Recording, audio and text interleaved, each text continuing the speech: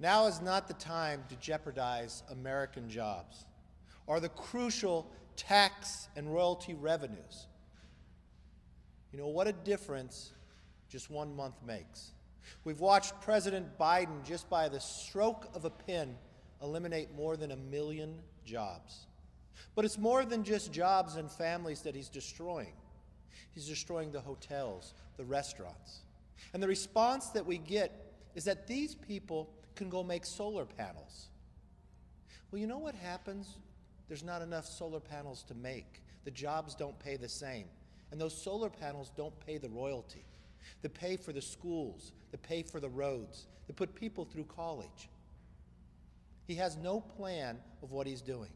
Just in my tour throughout the country, people continue to ask me, where are the jobs this president promised? Well, the jobs that he promised are not here. But now he's eliminating not just the jobs, but he's eliminating the strength of America. By a simple stroke of a pen, not only has he eliminated 1 million jobs, he's made our adversaries stronger. From an environmental point of view, he's made us weaker. This energy will still get transported, but how will it get transported? Through rails and cars. It's safer in a pipeline.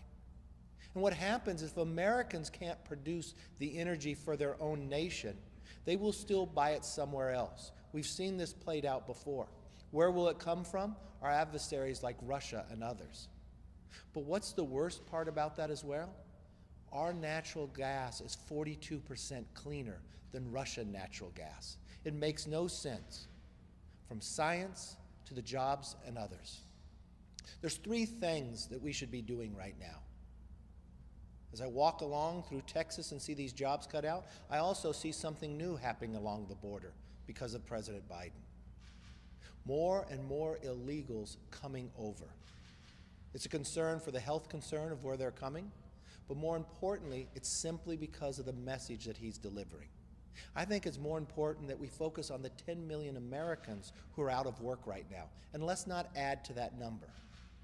These are good-paying jobs, high-paying jobs. And now I'm watching that they're losing. I'm watching New Mexico get 50% of their revenue from the royalties of what are coming in. That means schools will be cut. But it can all be different. When I talk about not the time to jeopardize American jobs or the critical tax royalties, that's not just my language. Even a few Democrats have joined with us. So I'm not quite sure who President Biden is listening to, because he's not listening to the worker. He's not listening to the union worker who is building a pipeline. But more importantly, he's shutting down revenue that can go to schools, go to governments, go to roads, to help make America stronger and energy independent. That's what we were growing in the last 4 years. But what you're going to find today, and I ask everybody, go and look at what the price of oil is today and what you pay for in gasoline.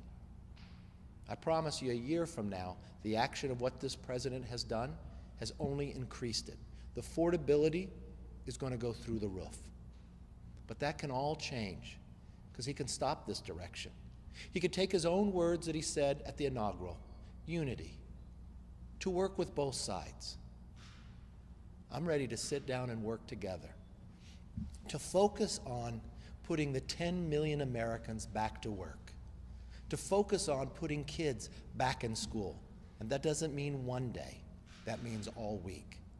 And focus on making sure every American who wants a vaccine gets one.